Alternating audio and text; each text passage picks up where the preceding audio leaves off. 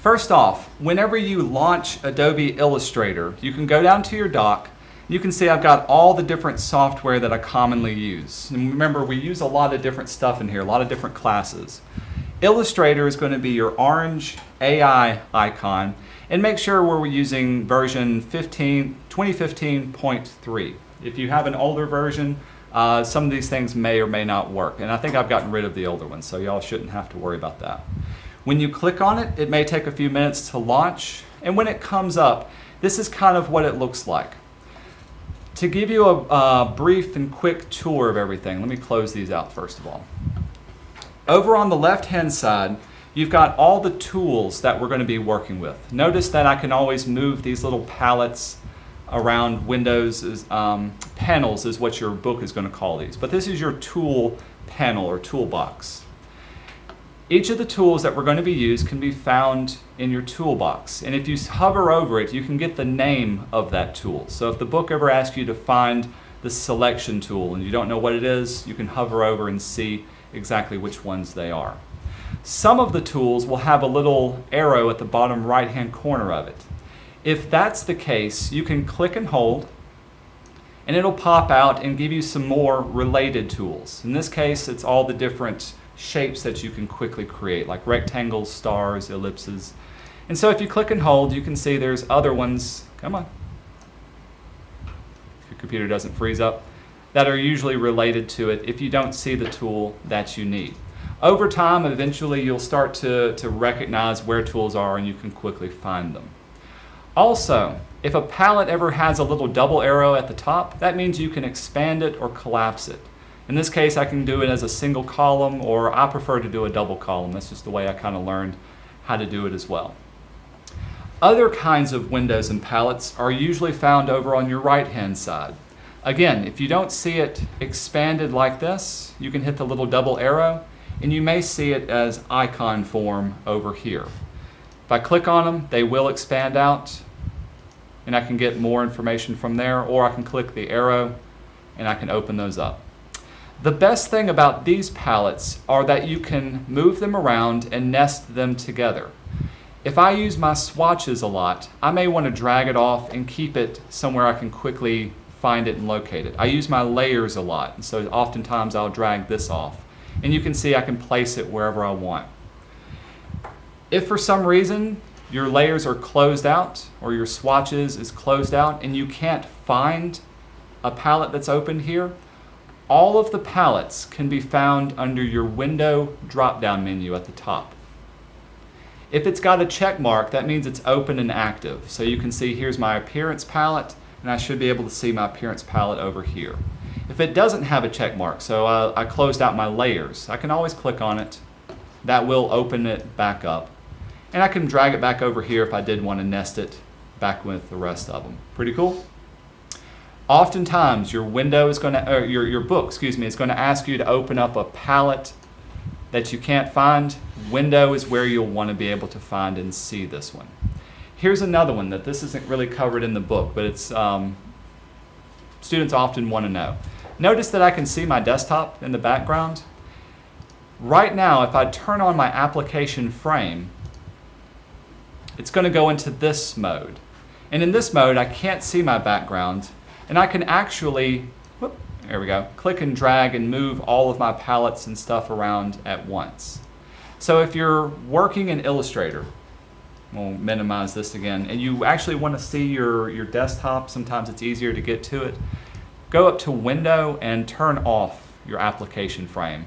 And that'll just kind of put everything off to the side. Now when you do make a new document, in this case I have this document opened up. Let's drag that back over there. Everything will be in its own window, and so naturally I can move this window around.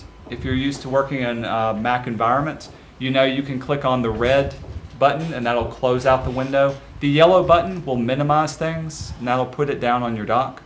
That puts everything out of the way. And the green button will expand it to fill whatever area that you have. And so those are what those two will do. Oftentimes I'm working between multiple windows and I want to be able to move around. So I like to be able to resize my windows and change it up. If you do want to resize a window, usually at the very bottom corner. That's where you can click and drag.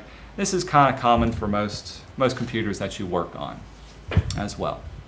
Let's see. Final thing to pay attention to is this bar at the top. These are your tool options bar.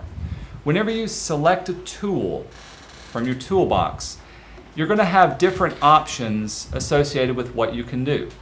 Right now, what tool do I have? Type tool. So with my type, I can change things like my character or my font sizes and alignment. If I was to select another tool, like my pen tool, you can see I don't have all of those options. Instead, I can change up my colors or my stroke width, those kinds of things as well. So pay attention to what tool you have based on the options up here, and it's going to change depending on what you need and what you're doing with it. Some tools actually have palettes that work best with them. For instance, if I'm using my line tool or even some of my drawing tools, I may want to have open my stroke palette. I'm going to drag my stroke off here. Right now, it's very small. If I've got a double arrow, I can always click on it and I can get even more options to this. Don't freak out if you can't find anything from here. The best part about this book is that it gives you visuals that you should be looking for. So when it says to open the stroke palette or open the transform palette, this is what it'll show you that you should be seeing. But if you can't find anything or you need any help, that's what I'm here for. I'll be walking around helping you with these. But this is to give you an introduction for finding this stuff.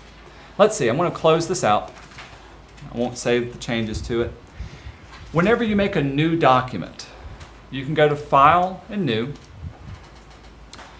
The other thing to pay attention to are, these are called dialog boxes or input boxes. This gives you the option to type in exactly what you want. Pay attention to the details of what it's asking for. If I need something to be a specific size, say 8.5 inches by 11 inches, that's a regular letter size. Notice that it's automatically in inches. I can change up my unit of measure. There's points, picas, millimeters. If I'm creating something for the web isn't really measured in inches. It's measured in points or the resolution of your screen, sometimes in pixels based on your resolution. Watch what happens to my number if I change it from inches. We'll do it in points. See the change? Illustrator will automatically convert whatever you type in to whatever unit of measure that you have. So if I've got it set up in points, that's actually 8.5 by 11 in point measure. If I was to type it in again, 8.5, you can see it's 8.5 PT. Check this out. If I type in 8.5 IN for inches, watch it change as I click off of it. Do you see it doing the conversion? This is going to come in handy for when you start creating some of the boxes for the first part of this exercise. If I say OK, it'll open up and give me my document that I'm working on. And it's also going to recommend that I open up Shutterstock or other little things. If these ever pop up, these little tool tips, you can always close them. They're more annoying than helpful for me. The area that you're going to work on, this is called your artboard. Anything that's printed, anything that's usually saved needs to be inside of this artboard. But just know that you can also work outside in this gray area. It just won't print. It's just kind of an extra. Think of it as like the large table you're working on, and this is the sheet of paper that you're drawing on. So the first thing that we're going to be doing is creating some shapes. I'm going to use my rectangle tool. With most of these tools, there's two ways of making a shape or making a change to it.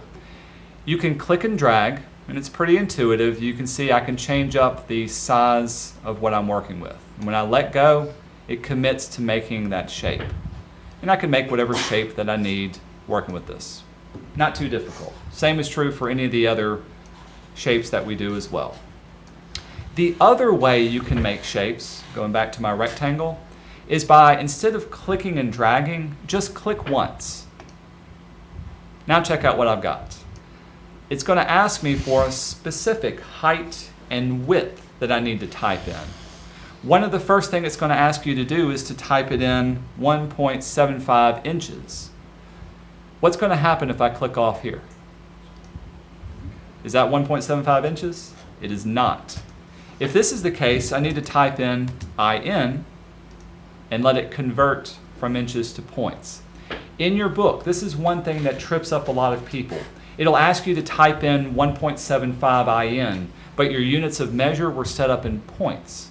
And so oftentimes they'll get a really, really small box because it's 1.25 points instead of 1.75 inches. 1.75 IN, close it out. When I say OK, now I've got a block that's exactly 1 3/4 by 1 3/4. Pretty cool? Other things to know about drawing and moving things around. Notice when I move my cursor around, I get these little lines, pink lines in this case, sometimes they're green. These are little helpful guides called smart guides.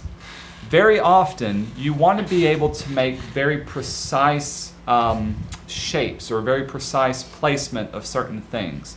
These smart guides allow you to make perfect placement. In this case, if I wanted to draw off another square that was exactly the same height and width as this one, I can move my cursor till it hits that top point and it snaps to it. Now when I click and drag, check out what's happening. See the points it's trying to line up with it? I can go all the way down till here. To know that it's perfectly square, do you see the little diagonal that goes with it? That means it's a perfect square. That means I've got the same height and also a perfect square to work with from this one. Pretty cool? The smart guides can be your best friend as far as making perfect things that you need and perfect placement. However, you can turn them off if they tend to get a little bit annoying. Right now I can move my mouse around, you can see it's like lasers going off. If you don't see your smart guides turned on, or if you want to turn them off, here's where View comes in handy. Under View, I can turn on and off my smart guide. See how it's checked? If I uncheck it, now when I move my cursor around, nothing's happening. Go back to turn it on. Now you can see they're back on here as well. Other things that you may want to show would be like our corner widget. Well, use my selection tool. I'm going to zoom in, Command and the plus sign. Y'all find the Command key on your keyboard. This is one thing that's unique to a Macintosh system. It's right next to your spacebar. Usually if you ever have to do a keyboard shortcut like cutting and pasting, or in this case I'm going to zoom, Command is what you'll hold down. And I'm going to hit the plus and minus sign that's next to the delete key. Plus sign will zoom in, minus sign, of course, will zoom out. And that's how I was able to zoom in and out from here. Anywho, I'm going to select this. Other kind of little helpful things to work with, I'm going to go back to View, are our corner widget. Right now, is corner widget on or not turned on? It's not turned on. I don't have a check mark next to it. So, actually, aha, they don't even have a check mark. It's show and hide for that one. Excuse me. But when I turn it on, check out what I get from here. These are little points that allows me to very quickly round over the corners that I'm working with. You can see I click on one and they all automatically change. Pretty cool. If yours, however, somebody's turned them off, again, show, this case, hide corner widget. I don't have those available. I'm not able to select them as well. So the first thing to know is what tool you're using. The second thing is, do you need to show or hide certain extra things that are there? Other things like your guides will come up, your bounding box may come up. If any time you can't find something, this may be or you can't move ahead because you don't know what you're looking at, this is where you would need to call me over and I'll be able to point you in the right direction. It's a common thing for these to be turned off. While we're using the selection tools, let me talk about these. In Illustrator, you've got two different ways of selecting your objects. The black arrow, the regular selection tool, lets you click on an object and easily, quickly move it around. It moves the whole object. So you can see these, I can take them and place them wherever I want to place them. Whenever I do select something, in this case the circle, notice I get a little square or a box around whatever I created. This is called your bounding box. And this will usually appear regardless what object you have selected. If I click and drag over objects, I can select more than one, and you can see my bounding box is over all of them. Pretty cool? Here's what you can do with your bounding box. There's little dots at the corner and edges of each one of them. If you click on those dots, you can drag them in and quickly scale something. And that works for any of them. You can constrain it to left, right, up, and down. If I move my cursor just outside of those dots, notice I get a little rounded arrow. That allows me to rotate my objects based on where they're at. So the selection tool is a very, very powerful way of selecting things and moving them and placing the entire object. By the way, this is another good thing to know. The book will cover this. I click and drag to select multiple things. If I wanted to just add on to a selection, so I've got my circle selected. If I wanted to also select this one, find your Shift key. I use the Shift key on the bottom left-hand corner of my keyboard. Holding down Shift will often add to a selection. You can see now I've got that one and this one selected. All I did was hold down Shift and then click on whatever I have. If I hold down Shift and click on something that's already selected, it'll actually deselect it and leave me with whatever else is there as well. So that's the regular selection tool, black arrow. Its component, its comrade, its friend, is the direct selection tool, the white arrow tool. This one allows you to select individual vector points that you work with. Rather than the whole thing, if I wanted to move just this point, I can hover over it. You can see how it kind of highlights, it says anchor. When I select it, check out what happens when I click and drag over it. It allows me to move just that one point wherever I want it to go.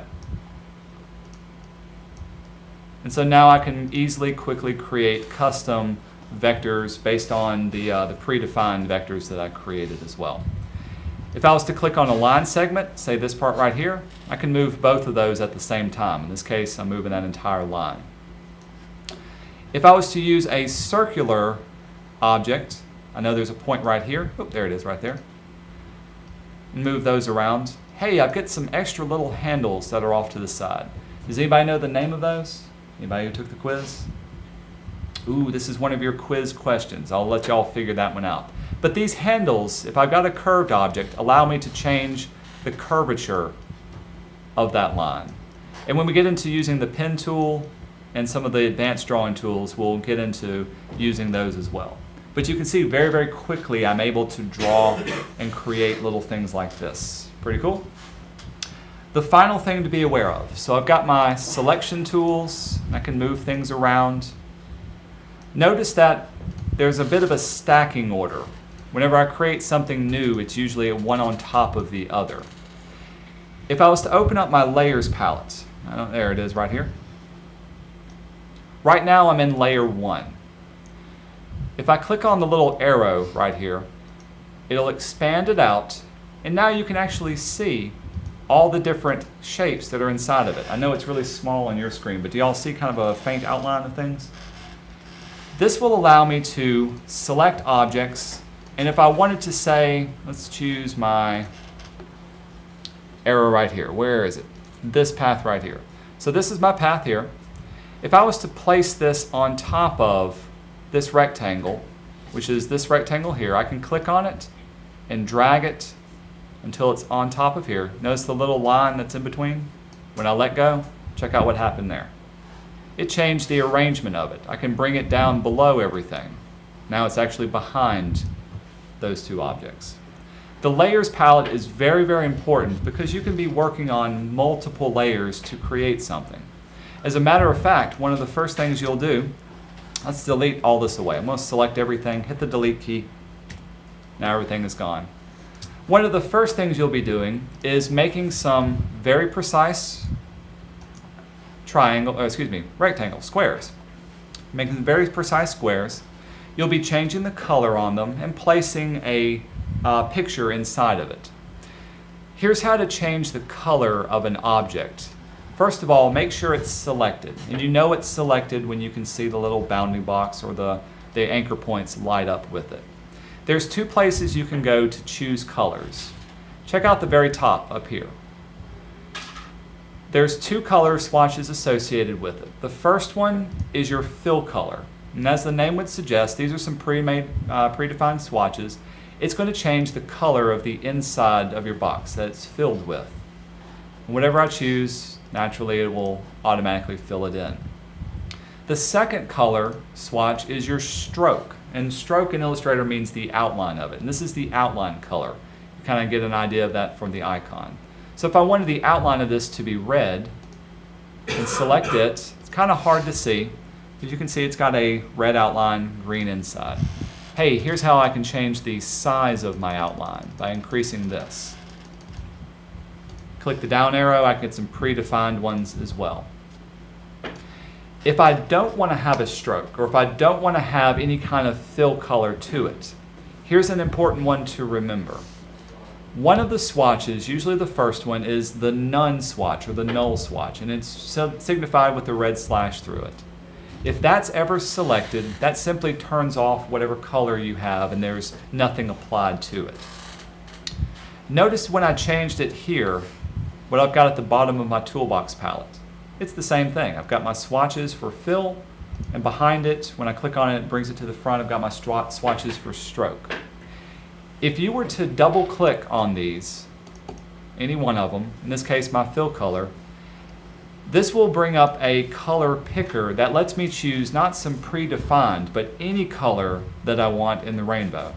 Choose your hue, then you can choose your intensity and saturation, lightness and darkness of it, and get the exact color that you need.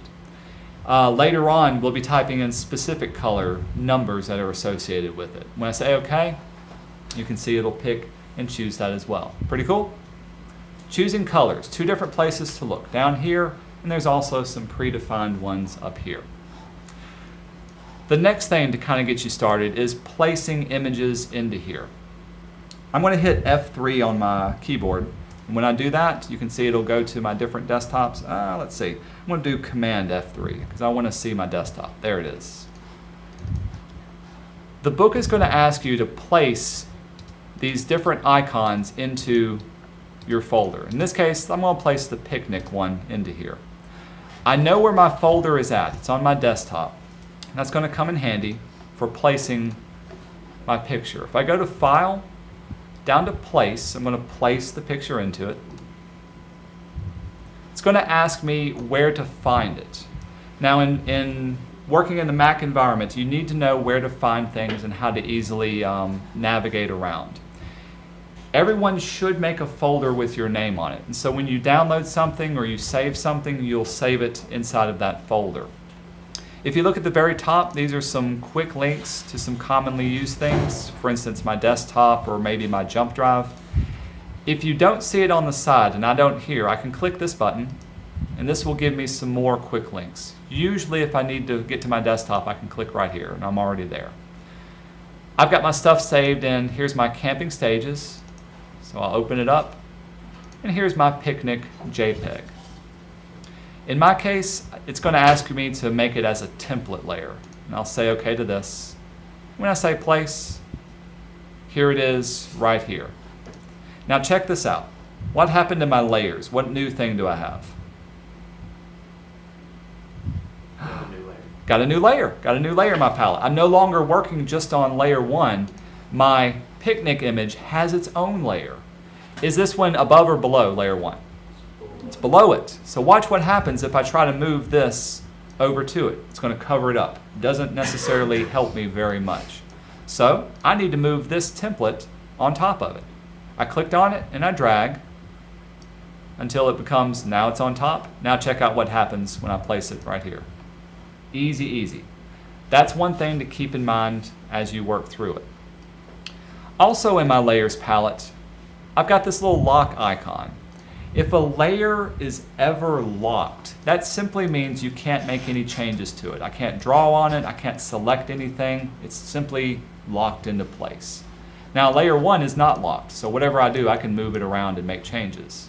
If you need to unlock something, simply click on the lock. Now I can actually select my picture and move it around at will and place it. Pretty cool. If I need to lock it down again, there it is there.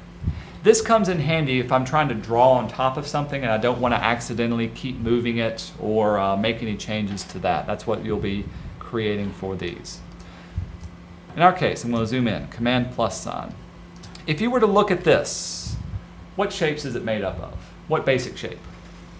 Rectangles? Rectangles, exactly. I can redraw this whole thing using rectangles. Now, what I'm about to do is not the way the book is going to do it, but I'm just going to show you very quickly some of the things we just learned, how I would do it. Which way do you want us to do it? I want you to do it the way the book does. The reason why the book is because the book's going to cover some very specific things that I don't have time to cover in my demo. Right now I'm kind of giving you just a flyover of things to expect. It's a good question. Follow along with the book. And I will say this kind of because it happens every semester. Don't look at the book and say, oh, the picture, it should look like this. I'm just going to try to figure it out on my own.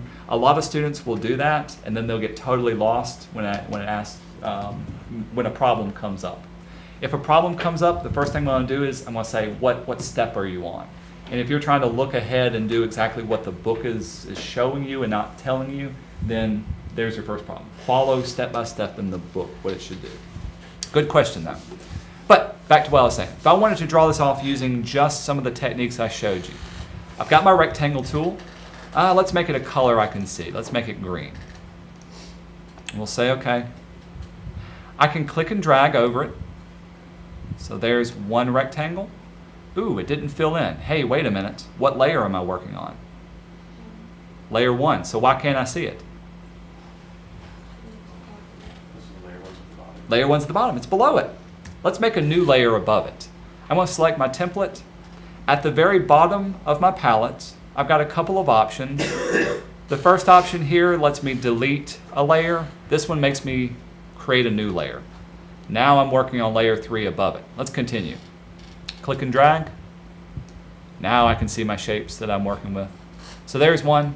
There's another. Click and drag. Also, check out what's happening when I drag. Do you see the little height and width that's following along with me? I can get an exact height and exact width on the fly with that W and H that's there. There's one there. I didn't show you this. How can you make copies of something? In most of the software you've ever used in your life, how do you copy something? What's the keyboard shortcut? Command C.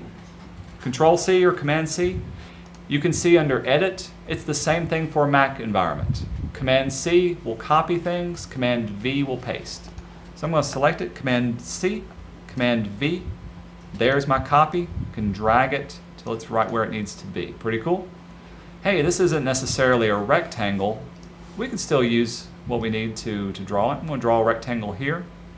If I wanted to, say, move this over, I want to slide over one area, which selection tool lets me do that? White or black arrow? White arrow, direct selection tool. This one will let me click on this line. Check out what I got here. Hey, now I can move it over and readjust as necessary. Pretty cool? Do the same thing for the other side. This is not how the book wants you to do it, by the way. This is how Mr. Ivy does it. Don't do what I do, do what I do. Now I've quickly and easily redrawn it for this one. Awesome. To look at some of the other, there we are, other ones that we have, like the hiker. So this particular guy, you're going to use the line tools to be able to draw off this man. He's made up of mostly straight lines. Got little rounded feet or little rounded edges to it. Things like the rangers. Hey, what shapes do you see here? Squares and triangles. Maybe a line for that one. Some of these are a little more complex, especially like the campfire. So we're going to need to use some of our freehand drawing tools to make those. If I was to use my line, let's have a look at this one. Let's give it a, we'll use a black stroke. Draw off my line. Hey, this is where my stroke or my outline palette may come in handy. I can make it thicker. Some of the extra options are like I can give it a rounded cap, and there's a rounded line to be able to draw my man off. When I draw those, that's how I can quickly and easily edit those as well. Some of the other tools that they have, this one's a really cool one. I'll talk more about this one next class period. This one's new to the update of Illustrator that we have. The Shaper tool lets you quickly freehand draw a rough shape. So a triangle, and when I let go, it automatically makes a triangle. I can draw another one on top of here, and I can actually do a little squiggle, which means erase, and very quickly I drew my tent. Kind of neat, huh? I think it's neat. Y'all don't have to. Draw a quick circle, I get a perfect circle. Draw off a quick square, I get a perfect square from here. And those can be the starting point for what I create with this one.